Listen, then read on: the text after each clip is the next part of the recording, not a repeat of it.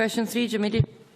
Thank you, Presiding Officer. To ask the First Minister what support the Scottish Government is providing to food banks in order to help tackle the impact of UK welfare reforms. First Minister. Well, in total, we have now put in place more than £258 million of mitigation. It's mitigation over the 3 years from 2013-14 to 2015-16 in terms of answering some of the cost and some of the impact of the UK Government's welfare change. Now, that help is aimed at some of the most vulnerable in society, at tackling, as I say, the worst impact of these cuts.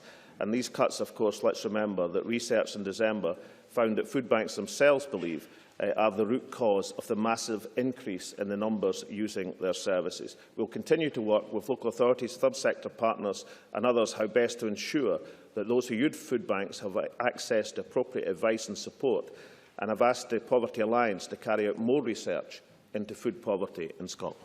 Jim Eadie. I thank the First Minister for that answer. In the week when Scotland's largest food bank ran out of food, does he agree with the moderator of the General Assembly of the Church of Scotland, the Reverend Lorna Hood, when she said, "This is not right"?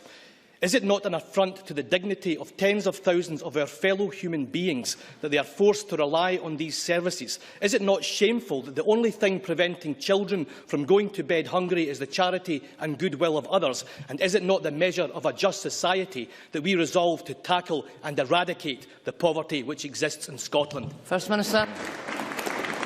Yes, I agree with that. And I also think that any politician who visits and supports a food bank is caught in the horns of a dilemma of two minds. One, of course, there is admiration for the solidarity being shown by those who work in food banks, those who are volunteering to help their fellow citizens in time of extremity. But there's also the clear understanding, and this is shared by the volunteers in the food banks, that it is disgraceful that in 21st century Scotland we are seeing the spread of the necessity to help our fellow citizens in distress. I think both these aspects should be taken forward in policy. One, the solidarity which does help people, and secondly, the determination to eliminate the necessity of people having to rely on food banks in 21st century Scotland.